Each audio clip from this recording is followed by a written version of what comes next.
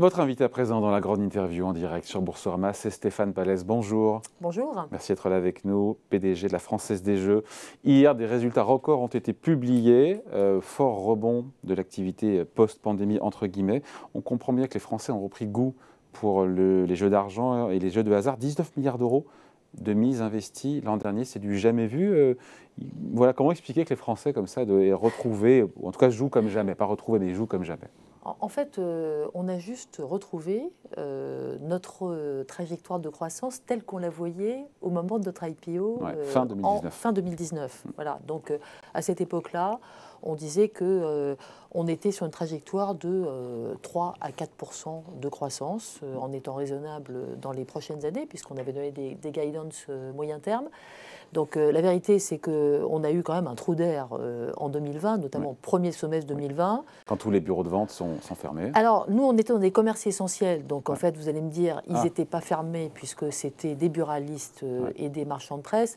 En réalité, ils n'étaient pas fermés, ou en tout cas, pas tous fermés, mais il y avait quand même un trafic extrêmement limité, parce que vous vous rappelez qu'on n'avait quand même pas le droit de sortir de chez soi pendant plus d'1 heure par jour, etc. On avait moins le cœur en plus. Ça donc, aussi, donc, il y a eu une baisse de la fréquentation des points de vente, 60% de baisse des mises à l'époque, il faut s'en rappeler. Trou d'air, comme on appelle ça. Pardon, un gros trou d'air, voilà, que la Française des Jeux n'avait jamais connu de son histoire. Par ailleurs, il n'y avait plus de compétition sportive à cette époque, donc il n'y avait plus de paris sportifs. Crac, 20% de chiffre d'affaires en moins.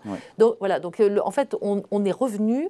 La bonne nouvelle en 2021, c'est qu'en fait, on est revenu sur une trajectoire de croissance qui était le type de trajectoire qu'on imaginait. On a donc effacé la crise. On est effectivement aujourd'hui, alors même on est revenu un peu mieux. 19 milliards, c'est du jamais vu, non? Forcément, puisqu'on on a effacé la crise et on est en croissance. Donc c'est voilà. normal qu'on soit effectivement sur un niveau record. Donc en réalité, quand on se compare à 2019, ça fait 10% de croissance par rapport à 2019. Donc on est sur le type de croissance qu'on imaginait, plutôt en haut. Et c'est au-delà de ce que vous espériez il y a un an? C'est au-delà de ce que vous imaginiez si on avait dû se parler il y a un an? Vous savez, il y a un an, je pense qu'il y a un an, c'était pas facile de faire des prévisions. Donc il y a un an, on commençait à voir comment on s'était bien adapté à la crise, puisque déjà en 2020, le deuxième semestre avait été en croissance. Il avait été notamment très dynamique sur les paris sportifs. Donc on voyait déjà les éléments de la croissance future, mais on n'avait pas du tout effacé la crise. On a fini par l'effacer, encore une fois, pendant l'année 2021. Et donc là maintenant, on est reparti d'un niveau, on est au-dessus du niveau qu'on avait à la fin de 2019, en plus dynamique, en plus digital, en plus profitable. C'est bien résumé là, c'est tout ce qu'on va dire là, résumé en une petite phrase. Sur 19 milliards, Stéphane Pallez, de mise, il faut le rappeler parce qu'on pense que tout va dans votre poche, enfin vous, la Française des Jeux, il y a 13 milliards, sur 19 versés, reçus par vous, il y a 13 milliards qui sont rendus aux joueurs. C'est ça le chiffre? Parce que les joueurs, ils jouent pour gagner. Donc merci de le rappeler. C'est ce qu'on appelle le taux de retour joueur. Donc il est cette année de 68%. Donc les joueurs, effectivement, ils misent, mais il y en a qui gagnent. D'ailleurs, beaucoup de Français cette année ont gagné à l'euro-million, puisqu'on a eu un record de Français gagnant à l'euro-million. On a notamment eu deux très gros lots gagnés à 163 et à 220 millions en 2021. Donc, c'est pas tous les jours que ça arrive. Donc, un millionnaire tous les 2 jours, j'ai vu, c'est ça la pub Un millionnaire tous les 2 jours, voilà. C'est bon ça comme argument marketing quand même. Voilà, donc effectivement, on en redistribue une grande partie aux joueurs. On en distribue également à l'État, puisque l'État, il y a de la fiscalité sur les jeux, il y a un prélèvement sur les jeux.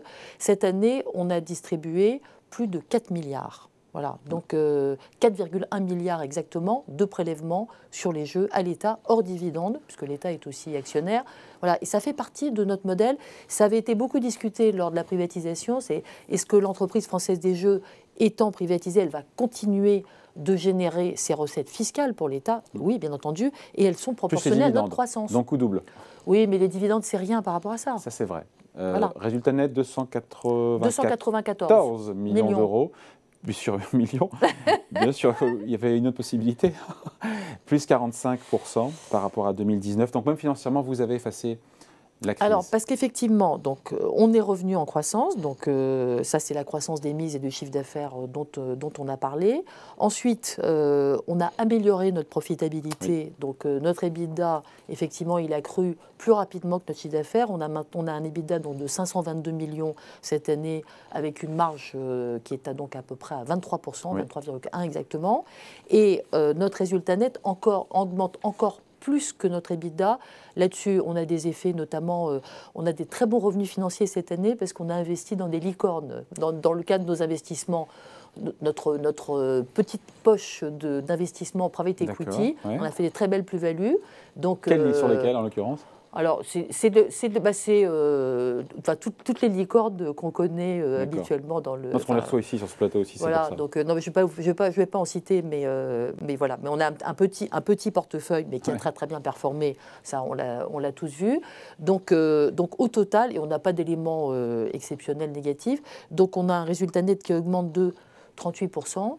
Et un dividende qui augmente donc de 38%, 1,24 par action. C'est l'application de la guidance qu'on avait donnée au moment de l'IPO. 80% du résultat est distribué aux actionnaires. Voilà, comme c'était prévu. Il y a cette accélération du numérique qui est vraiment puissante et qui est votre œuvre, on va le dire. C'est depuis que vous êtes arrivé. Un petit peu. Vous aviez envie de mettre le turbo sur le digital, plus 42% en un an.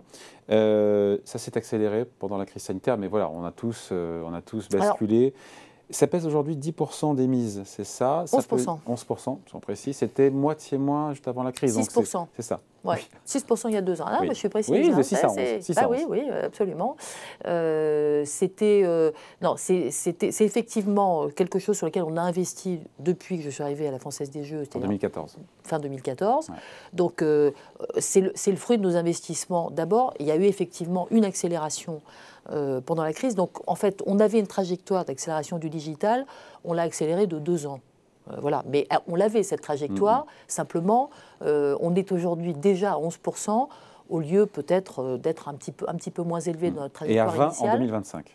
Et on pense qu'on sera au moins à 20 en 2025. Voilà. On pense qu'on est sur un trend de croissance des mises digitales, surtout dans la loterie en ligne, parce que c'est là que a lieu la principale transformation, qui est...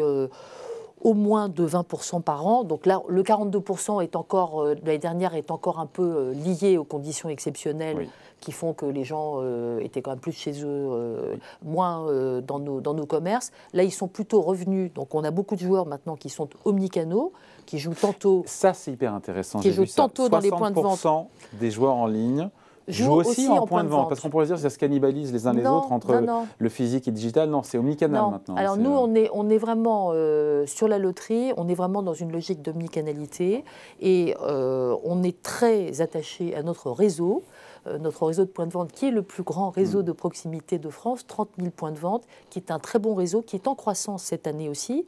Et notre modèle... Plus 5, je crois, plus 5% par rapport à 2019. Et donc, qui est en croissance cette année aussi, donc qui a retrouvé de la croissance, qui fait donc aujourd'hui presque 90% des mises. Et nous, notre vision, c'est qu'on va développer effectivement des joueurs qui, comme d'ailleurs dans beaucoup d'activités de grande consommation, auront à la fois une pratique en ligne et une pratique dans des points de vente, comme ça se fait partout. Donc on est sur ce modèle qui est un modèle sain, qui est un modèle dans lequel on va d'ailleurs recruter en ligne aussi d'autres joueurs. Ça rajeunit. Ça rajeunit notre... Quel est l'âge moyen d'ailleurs entre le physique et le digital? Il y a des chiffres là-dessus? Alors, vous les avez évidemment. C'est en réalité, c'est tout à fait vrai sur la partie paris sportif, ou sur la partie paris sportif, c'est plus jeune, plus masculin. Sur la loterie, on n'est pas sur une aussi forte différence. Donc, on est sur des joueurs qui sont un petit peu plus âgés en moyenne que les paris sportifs et pas tellement différenciés. Ce qui est intéressant maintenant sur la loterie en ligne, c'est qu'on a... donc aujourd'hui, au total, à la Française des Jeux, il y a 25 millions de clients avec une définition qui est au moins à jouer une fois par an en 2021 à un jeu de la Française des Jeux. 25 millions de personnes, donc un adulte sur 2. En gros, à peu près. Et il y en a, donc sur la loterie en ligne, il y en a plus de 4 millions aujourd'hui. Donc ça aussi, c'est un changement fondamental.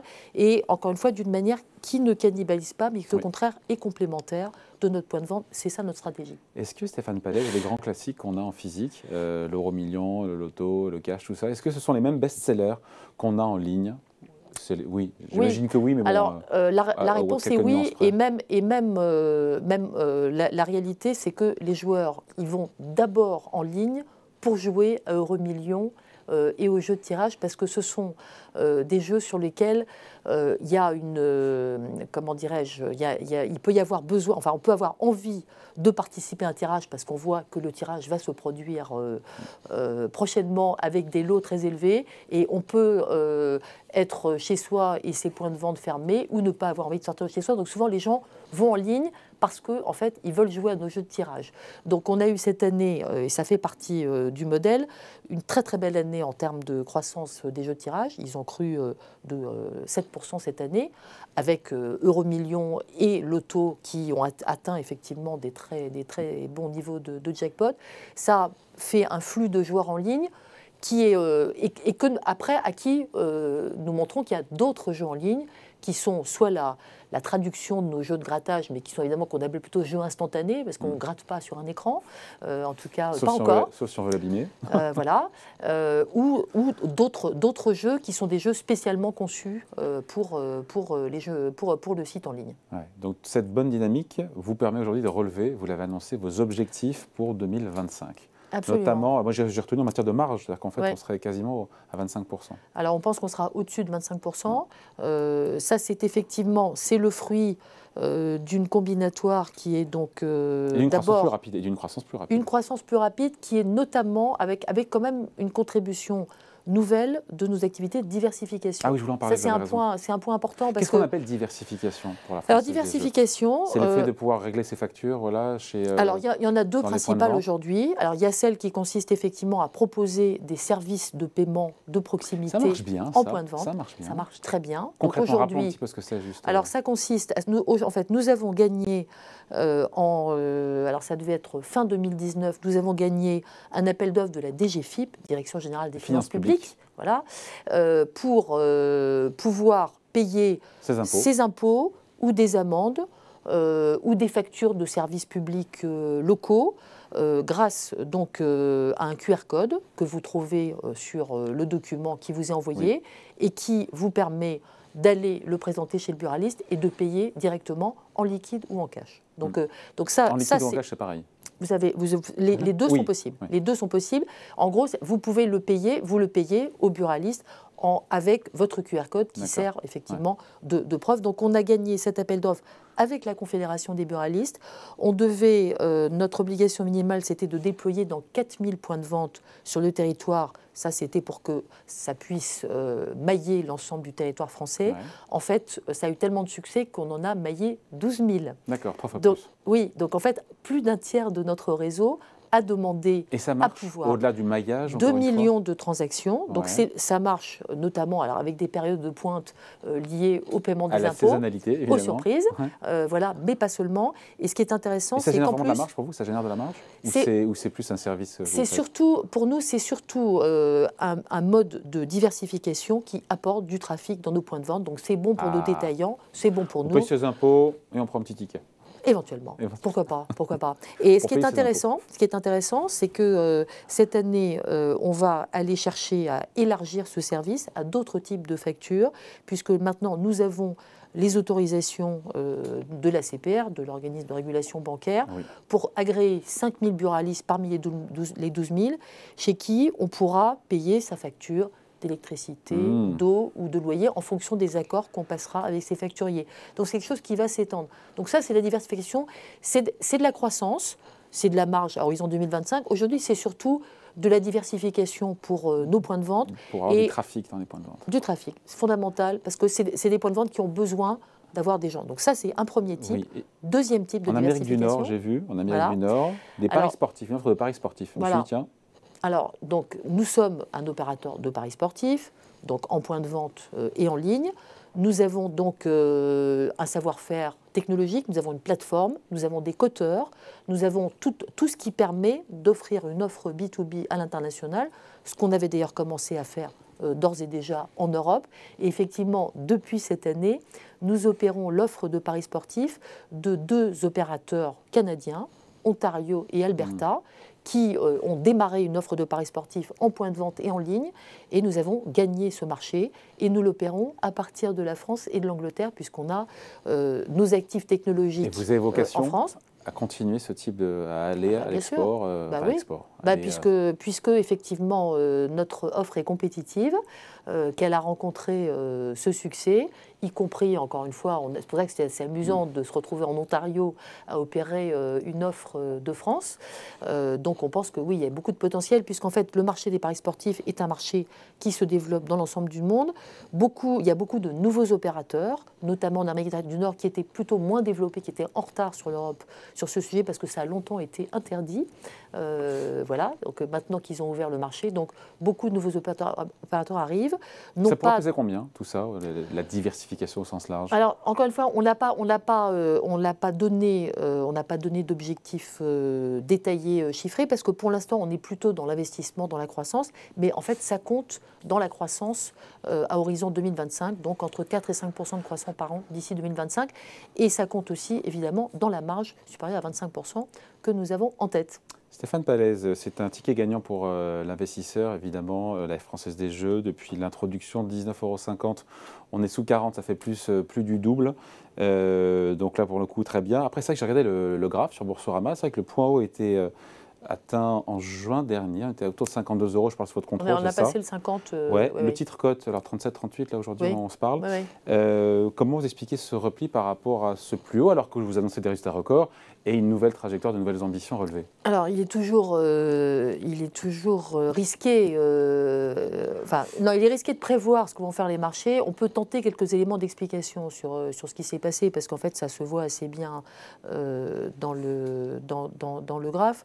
Donc, ce qui s'est passé, c'est qu'en particulier en juillet, donc la Commission européenne a ouvert une enquête contre l'État français sur le dossier de privatisation de la Française des Jeux, sur un point tout à fait spécifique, qui est le montant de la soulte que la Française des Jeux a payé à l'État en contrepartie de la sécurisation des droits de monopole que nous avions, mais qui ont été sécurisés sur 25 ans par la loi, avant notre privatisation. Donc en gros, la Commission dit « ça valait plus cher, j'ouvre une enquête ». Bon.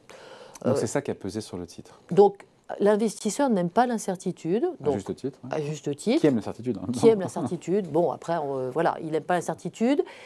Nous, on est extrêmement confiants sur ce sujet, puisque c'est un dossier qui a été quand même mûrement étudié, pesé, que ces 380 millions, ils résultent de l'avis de la Commission des participations et transferts, organisme consulté par l'État sur la valeur du BP de l'entreprise, de la prolongation de ses droits, de leur sécurisation, etc. Donc quand même tout ça a été dûment Quand est-ce qu'on aura expertisé. de la visibilité pour savoir? Alors ça ne dépend pas de moi, sinon j'aimerais évidemment que ça soit le plus vite possible. Non, ce qu'on peut dire en termes de visibilité, c'est que normalement les délais normaux d'une enquête comme ça de la Commission, délai de décision, c'est 18 mois. Donc 1er juillet 2021. Donc d'ici la fin de l'année 2022, normalement, on doit avoir une décision. Ce qu'on peut dire, c'est qu'il y a déjà eu un certain nombre d'échanges de mémoire, donc déjà entre l'État et la Commission. Nous-mêmes, puisque la Commission a donc publié son ouverture d'enquête, nous sommes partie prenante. Il est de toute façon de pratique que pendant la présidence d'un État, il n'y a pas de décision sur des dossiers qui concernent cet État. Voilà, mais de toute façon, ça aurait été trop tôt. Vous êtes confiante? Bah oui, bien sûr, moi je suis confiante. Ouais. Mais ça reste une épée de Damoclès, en tout cas pour l'instant, du point de vue de l'investisseur, en se disant, bon... Petite épée. Ouais, qui est surévaluée, vu encore moi, une je fois... je pense que c'est totalement irrationnel de faire peser ce niveau de risque sur le cours, parce que même si on faisait des hypothèses, ce que je ne fais pas sur le fait qu'on devrait payer un complément à la soulte, ça ne vaut pas, à mon avis... Les 20%, les 15 à 20%. Après, il y a d'autres facteurs dans les marchés. Il y a des facteurs géopolitiques en ce moment qu'on connaît bien, qui s'appliquent en fait à tout le monde, qu'il faut quand même peser beaucoup de choses sur les marchés. Il y a un facteur dont vous parliez, vous avez certainement beaucoup parlé récemment, qui est quand même les perspectives de hausse de taux d'intérêt. Oui, partout dans le monde. Voilà, partout dans le monde, en Europe notamment.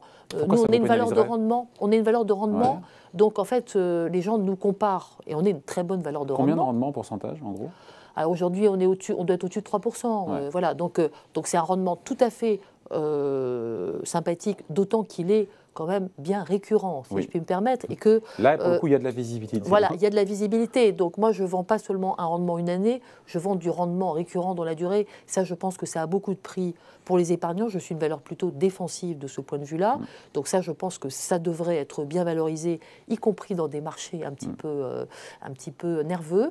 Mais valeur de rendement et en même temps, valeur de croissance, parce qu'il y a de la croissance aussi. Voilà. Et je peux avoir un petit peu de croissance en plus. Donc ça, c'est un peu mon joker et j'espère bien continuer à l'utiliser. Mais c'est vrai que quand il y a des perspectives de hausse des taux, on peut être un petit peu capé par ces perspectives, puisque assez naturellement... D'autant que le PER c'est bien valorisé. Je regardais PER 23 sur les résultats 2022. Voilà.